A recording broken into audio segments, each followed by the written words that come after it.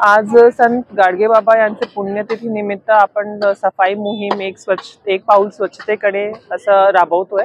याचा मूळ उद्देश आहे की आपले सर्व नागरिकांमध्ये आपण एक अवेअरनेस जनरेशन करतोय, जेणेकरून कचरा कमी कसं करता येईल आणि जे कचरा आहे ते आपल्या सगळ्यांची सामायिक जबाबदारी आहे।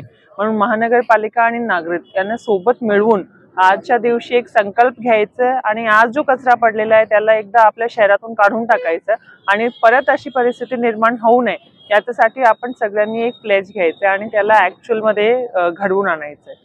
मॅडम, याच्या आधी पण बऱ्याच सफाई मोहिमा राबवल्या गेल्या, पण सफाई मोहीम राबवायला लागते तर आपले कर्मचारी कुठे कमी पडतात किंवा आपण कुठे कमी पडतो का सफाई शहराची? ऍक्च्युली स्वच्छतामध्ये ना दोन प्रश्न आहे। एक आहे कचरा जनरेशन है ना, आपण कशा पद्धतीने ते सेग्रिगेट करतो आणि मग देतो।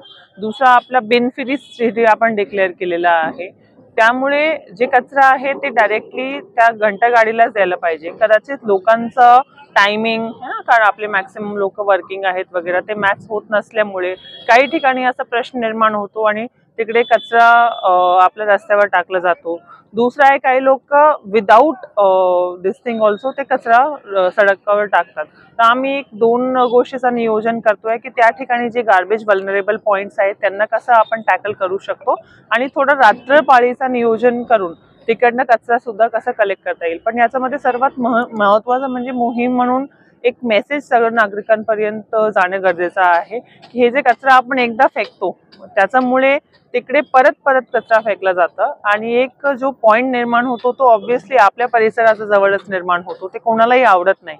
पण काय रिझन्समुळे हे होतोय आणि त्याला आपण टॅकल करणार आहोत। नेक्स्ट 1 मंथ मध्ये वी विल ट्राय की प्रत्येक ठिकाणी आपण नियोजन करून जेणेकरून असे जे डिग आपले होते ते परत होता कामा नये तिकडे। मॅडम, दुसरा डम्पिंग ग्राउंडचे रिलेटेड प्रश्न आहे। काल बीजेपीचे जे शहर अध्यक्ष त्यांनी प्रश्न उपस्थित केले की तिकडे कचरा उचलला जातो आणि डायरेक्ट कुठली प्रक्रिया न करता तो दुसरीकडे नेला जातो, तर त्यांनी त्याला विरोध केलेला आहे। ऍक्च्युली रेमेडिएशन म्हणून बायोमायनिंग एक इस्टॅब्लिश्ड प्रॅक्टिस आहे आणि जे डम्पिंग ग्राउंड्स आहे तिकडे biomining one of the most what you can say effective treatment म्हणून पकडला जातो।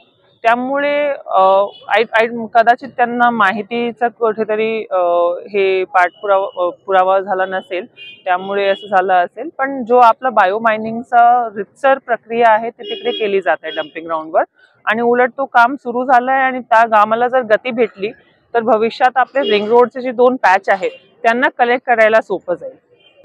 आज संत गाडगेबाबा यांच्या पुण्यतिथीनिमित्त आणि माननीय आयुक्त महोदय यांच्या संकल्पनेतून आपण संपूर्ण शहरभर स्वच्छता अभियान राबवलं। याच्यामध्ये आपला पर्पजच हा होता की जे मुख्य रस्ते सोडून जे अंतर्गत रस्ते आहेत की ज्याच्यावर स्वच्छतेचा अभाव असतो बऱ्याच वेळा, असे रस्ते आपण ह्याच्यामध्ये निवडलेले आहेत। आणि दुसरा या मोहिमेचा विशेष म्हणजे महापालिकेचे सर्व कर्मचारी, आम्ही अधिकारी असतील ते सर्व यावेळी फील्डवर उतरलेले होते आणि सर्वांच्या माध्यमातून आपण हे अभियान राबवलं।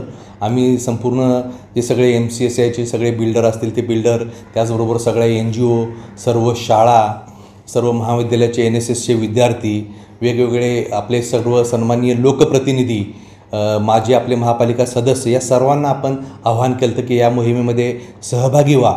आणि मला सांगायला आनंद वाटतो की सगळे मोठ्या प्रमाणात या मोहिमेमध्ये सहभागी झाले, त्याचबरोबर नागरिकांचाही चांगला प्रतिसाद मिळाला।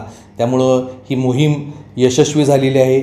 आमचा पर्पजच हा होता की याच्यामधून मोठ्या प्रमाणात जनजागृती व्हावी आणि स्वच्छतेच्या या कामामध्ये नागरिकांचा सहभाग हा मोठ्या प्रमाणात मिळेल।